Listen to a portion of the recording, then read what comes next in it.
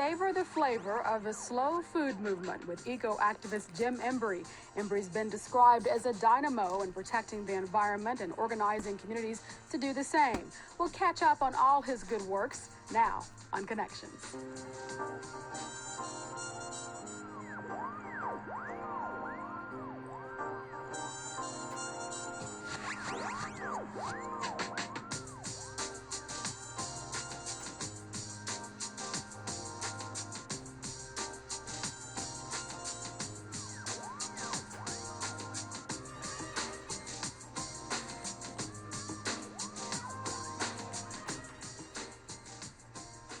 Thanks for joining us for Connections today. I'm Renee Shaw. With the mercury rising to greet summer's return comes an itching for many of us to try out our green thumbs in creating a backyard or patio garden. But our guest today is certainly no amateur in creating community gardens. Eco-activist Jim EMBRY has been greening up the bluegrass for decades by leading those efforts for schools, neighborhoods, and communities of faith. EMBRY is an ambassador for sustainability efforts and what's called the slow food movement, and earning some rewards for all his work connecting us to Mother Earth and protecting it at the same time. Jim EMBRY, it's been 4 years since you've been here, and that's 480 months too long, so it's good to have you back. That's my honor, always to be here with you, Renee, and the KET family. Yeah, you are a part of the family. A lot of us see you at the farmers markets and all about town and have attended your workshops and community gatherings that you've had. You've certainly been very busy in the last 4 years, and we can't recap all of that. Absolutely. But you've had a busy time, haven't you? Yes, I have. Yeah. It's been lovely. Every day is a blessing. Yeah. Each person that I meet in my work locally or in my work that's on a national level, every person every day is a blessing. And today is another blessing to be here. Yeah, and you're in your royal purple, so we love absolutely, that. Absolutely. This is a royal time to be here. Thank you. It's here. Befitting of the king you are, that's for sure. Well, you were telling me that you're working on 2 books, one of which you hope to have released by the fall. Right. So tell us about your books that you're writing and working on. Well, one book is entitled Through the Lens of a Sacred Earth Activist. Is what you call a book of photographs. And it will chronicle, I've been taking pictures since I was a youngster. Yeah. My mom gave me my first camera and about maybe in high school, middle school. But these would be pictures the last, 15 years or so.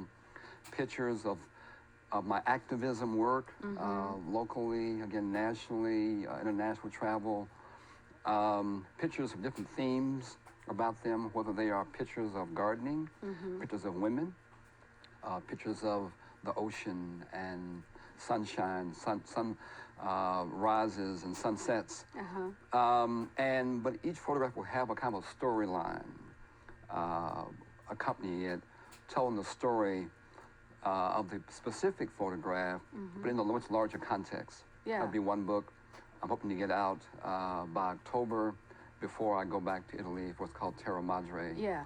The other one will be... And we'll talk about that a little bit more in detail, but the other book is an autobiography, kind of right? autobiography entitled Black and Green. I like the title. I get referred to that often. Like you can't be African American and be also concerned about the environment. Right. But it would be a kind of a autobiographical, thematic history of my involvement in environmental sustainability.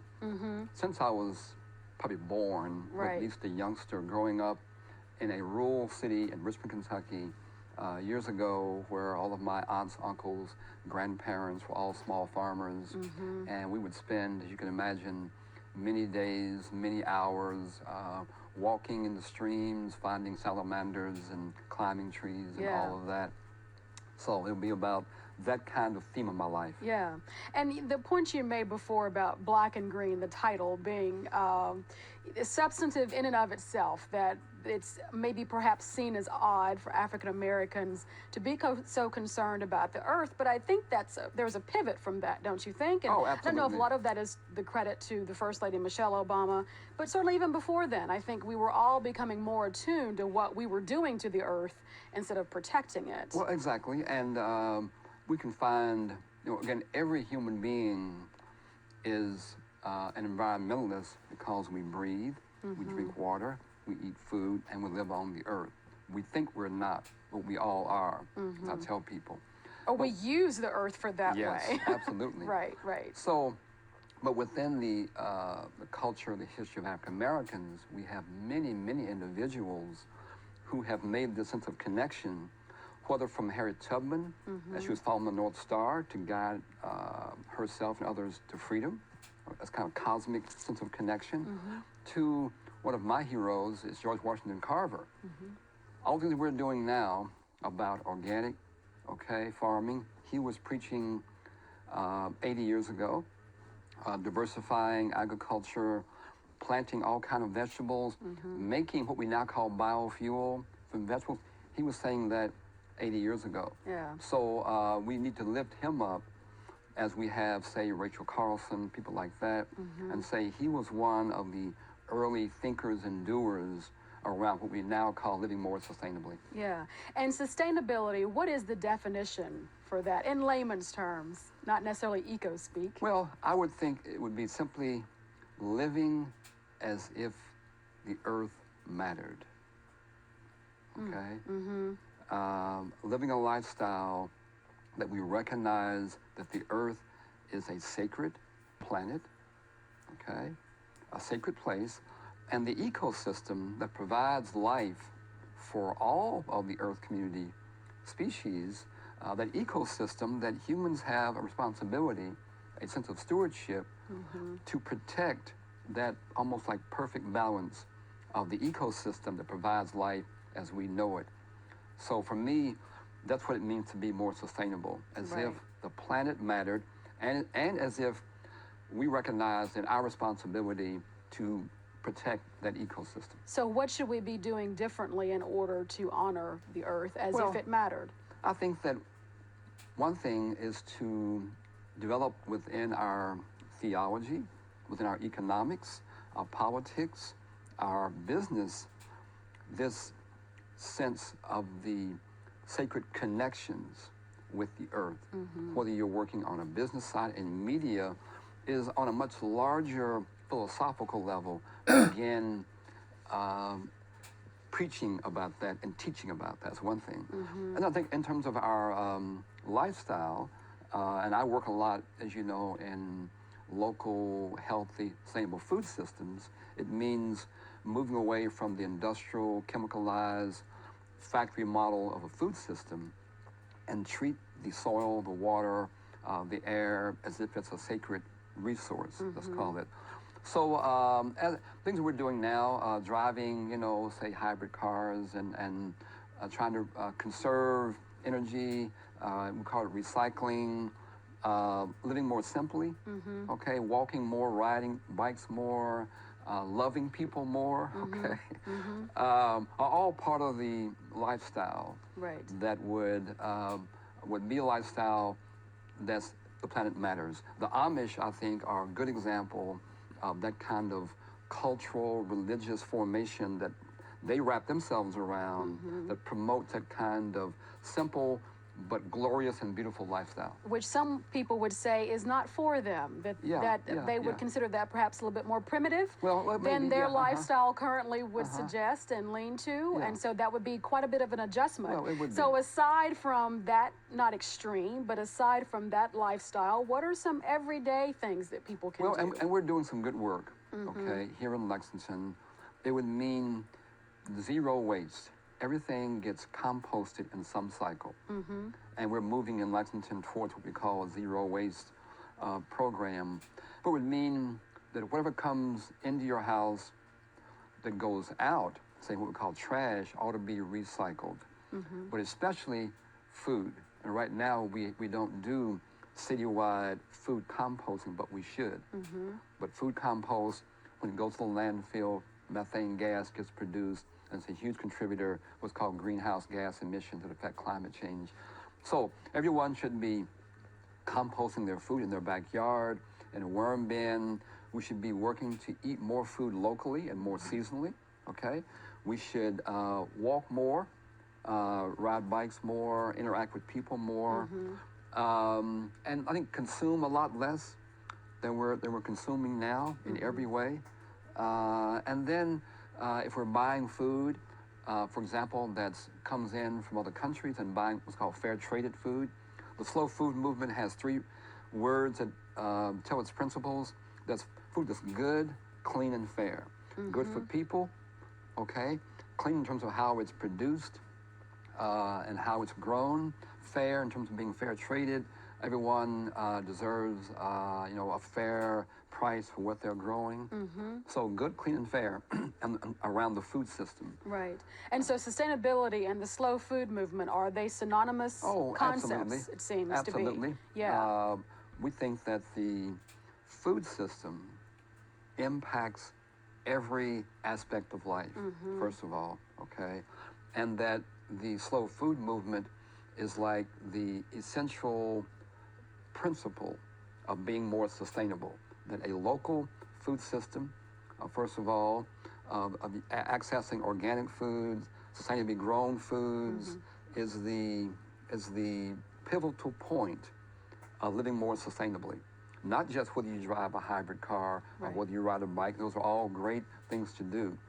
But whether we have a local, sustainable, healthy food system is the anchor to being more sustainable. And is that easier for some geographies to do than others? Let's say maybe urban areas to do some parts better than rural areas. Maybe rural areas have more of a local food support system, but yet they have to travel farther distances to get to and from work and school. Whereas in urban setting, you may have more public transportation options. Oh, absolutely. So is anyone getting it right in America? Can you pinpoint a city or a state that's doing a better job than Kentucky or any of the rest of the states as far as that's concerned? There's some marvelous things being done here, don't get me wrong, and we work hard here in Lexington and Kentucky to do a better job around being more sustainable.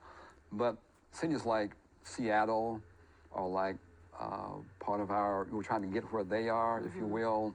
Portland, Chattanooga is doing some really wonderful work. New York City, Mayor Bloomberg is really catching fire and trying to change policies and regulations that support unhealthy, unsustainable practices around food and things like that. Yeah. But I'm proud of what we're doing here in Lexington.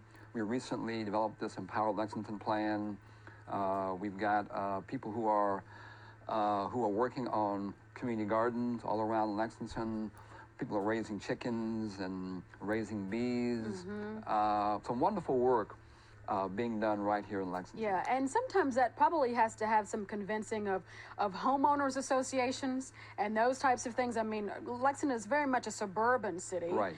And so, and I live in one of those areas where I don't know if they would necessarily appreciate you having chickens in your backyard. Well, yeah. So there goes to some degree some conversation about, the kind of livestock you can raise for your own personal benefit versus it being commerce versus something else. And so how do you negotiate that delicate conversation? Well, first of all, we recognize that what we're talking about isn't anything new. Back around World War I and World War II, it was called Victory Gardens, where everywhere, every school, every house of worship, every backyard, people also were raising chickens back then and other kinds of animals. So it's a return to what I call sensibility. That's what we're talking about. But it's going to mean changing the policies and regulations and working with every part of our community to work with patience, work with love, nurturing. It's also going to mean rethinking this sense of partnership. You were addressing this idea of urban areas and rural areas. Well, we recognize now that we need each other. We're all in partnership. We're all in relationship with each other. And urban dwellers can't grow all the food that we need within the urban setting. Right. So we need people in the rural areas to grow more of the food, but we're ensuring that we're paying, a really good wage and a really good price for what we're getting. It's a partnership that we're talking about. Yeah, and you've done a lot of great work with a guest we've had on a couple of seasons back, Will Allen. Oh, yeah, absolutely. From Milwaukee. Yeah. And he's doing this great greenhouse where of course, this is an urban setting, but they're growing fruits and vegetables in this tower. Yes. And that's being replicated or trying to be replicated in several other cities. Do you think an idea like that, and I'll let you explain more about it, do you think an idea like that could catch fire in a place like Lexington or Louisville or any other Kentucky city? It will. No doubt it will.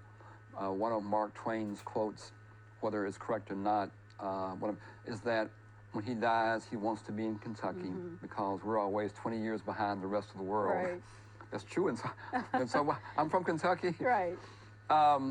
So ideas like what you're describing, and Will Allen is just a dear, dear friend of mine, and I'm part of the National Planning Committee for organizing this every year Growing Power International Small Farm Conference in Milwaukee. It's coming up in September. That last year drew 3,000 people from all around the world, literally. But Will was really, he's off the hook. Yeah, okay? he is. Dear friend, love him dearly, and he's like, you know, what we're trying to do in Lexington is his model. As you were describing, they have about a 3-acre plot of land in Milwaukee with 3 greenhouses, about 17 hoop houses. They raise bees and goats and turkeys.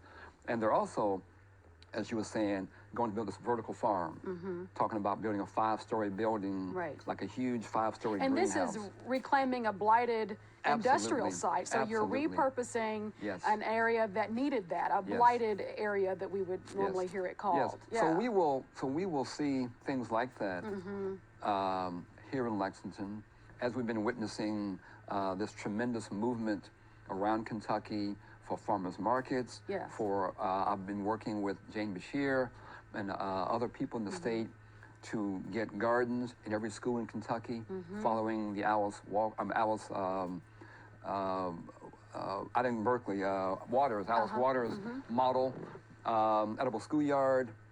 We're working with the faith community to get the faith groups thinking that spiritual practice is also working in a garden, okay, and then having around your church building trees, flowers, gardens, beehives, and things like that.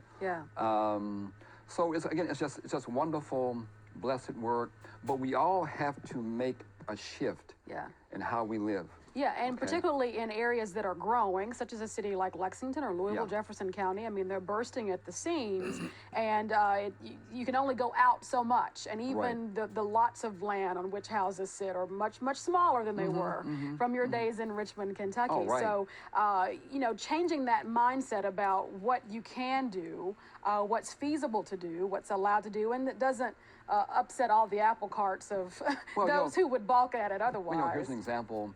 As you walk or drive downtown Lexington now, you see a limestone, vine, and main, what's called a rain garden, okay, where we now have trees planted and some perennials that now catch the water, the storm water, running off the streets into these rain gardens. And they weren't there 2 years ago. So yes, we're making... Getting there, baby steps, right? Absolutely. And that's the work. This work is no different than our own Earth's evolution. Okay? Requires patience, love, and determination. If you're just joining us, we're talking to environmental activist Jim EMBRY, who is not known just here in Lexington, but across the nation and internationally for the work that you're doing. And you described to us one time when you were here back 4 years ago about how the slow food, good food movement is another area of civil rights. It's another area of social justice. So has that changed in the last 4 years? And redefine that for those who are confused by that statement. What I was saying was that the whole challenge around food, or what we call some things food, but it really isn't food, okay? But as we see now with the epidemic that we're having in our country of obesity, diabetes, heart disease, cancers, and these are all food related, it's costing us trillions of dollars to treat the ill effects of food. And I maintained, as you were saying 4 years ago, that this question of health, of a lack of health, in my view, was the major civil rights issue of the 21st century, especially for people of color, African Americans, Latino, but for everyone, okay? But I've come, since 4 years ago, I've come to recognize as well that it's the major civil rights issue of this century. But we also have to move beyond these human-centered questions of right to say that around the food systems, around being more sustainable, there's also a right of the earth.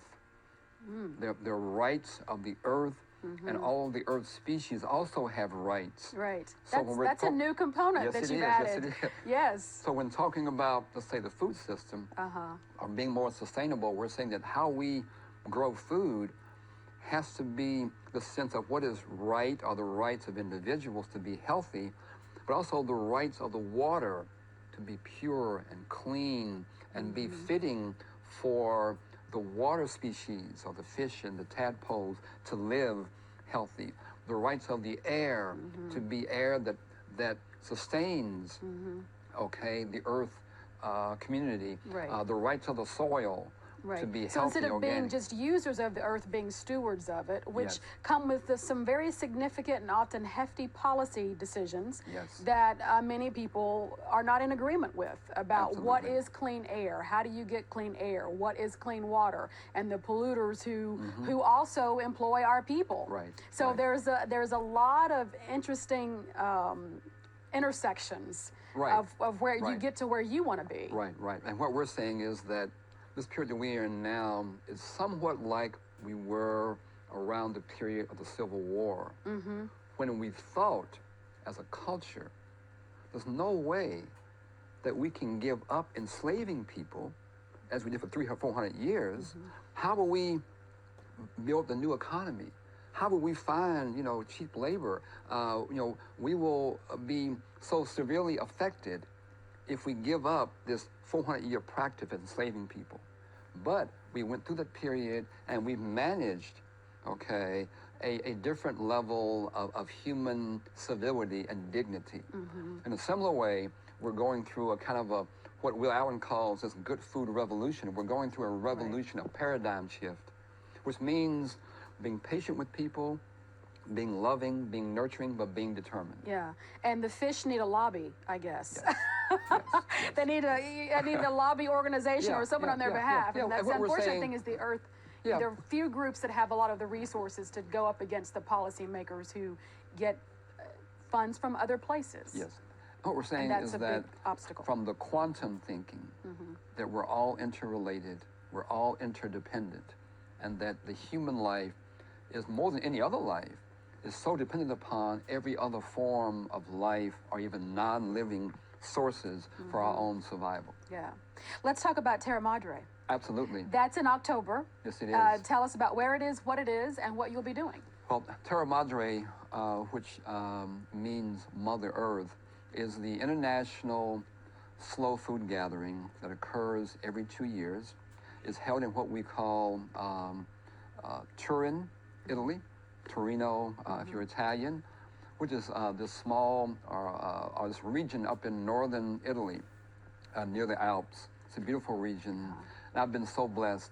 This is your third time, Yeah, right? I've been twice before. But this year, every 4 years, we also have what was called the International Congress, which means that every country that's involved will send delegates who will then talk about, evaluate the previous 4-year plan, and will project the new 4-year plan of efforts around the world to promote this concept around slow food, which again is food that's good, clean, and fair.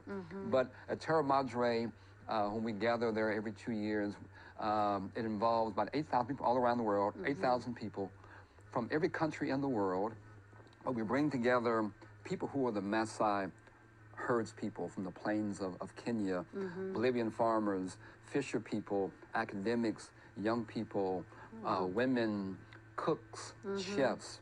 It's not just government people. Right, It's not right. just academics, but it's the much larger community of people from all around the world. And we're engaged in just 4 wonderful, wonderful, almost intoxicating days of sharing each other, the work we're doing in our local areas. People bring from their own countries foodstuffs.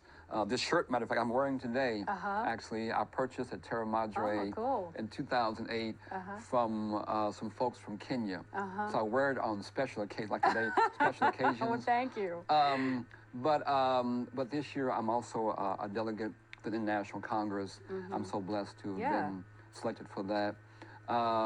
But you go to Italy with all kinds of activists from all around the world who are doing really fine work all around the world. And one result of the TERRA Madre 2 years ago in 2010 was that a delegation of Slow Food International were invited to speak at the G8 meeting. Oh, wow. Yes. Yeah. To have the G8 countries involved, to begin thinking more about how do we create food systems, again, that are good, clean, and fair. Yeah, interesting. Yeah. And you have done a lot of local things all the time. You do, not just in Absolutely. schools and other communities of faith, but you have a 4-day summit. Talk about another intoxicating 4 days for you and others who go. The summit that you've had, yeah. And I unfortunately I miss it because we're in the legislative session. Oh yeah, right. But you know, I hear great things about it. And you had the First Lady of Kentucky, Jane Bashir, involved and speaking, and a lot of other notables who came to support and are latching on to this idea about what slow food movement means and sustainability. It's a wonderful event. This is our 5th year. This past March, we've grown from 1 day to 4 days. And this year, as you mentioned, we brought in 3 national speakers. League of Cities people sent us a speaker from League of Cities. We brought a friend of mine in from up near New Haven who works with Harvard and Yale and hospitals on getting local food, and albeit healthy food in the hospitals, okay? And we also brought in a lot of statewide wonderful people who are working statewide. We brought a guy, for example, named Joe Blue, who is the jailer down in Hopkins County in Madisonville. Yeah. And trying to stop the revolving door from our state prisons and county prisons. He's developed this approach with the inmates. They leave the jail every day and they work in a 40-acre farm, learning how to grow foodstuffs for local community, how to fix tractors, how to do welding, how to do carpentry. These same folk also in a culinary program, learning how to cook in your own home or cook as a chef. And they also help build in Hopkins County the Farmers Market Pavilion for the farmers. Cool. I know that you've done interesting things with the Bluegrass Domestic Violence Association with that. So we'll have to have you back, especially after the book comes out, to talk about the book and so much other stuff and TERRA Madre. When you come back, there'll be so much more to catch up with you on. Thank you so much, Jim Embry. It's great to have you. Thank you. To learn more about Jim Embry, log on to our website at ket.org/connections. Don't forget that you can follow me on Twitter at Renee, KET, or my blog prompter. Check me out there. And we hope that we will check you out next week. Thanks so very much for watching. Take care.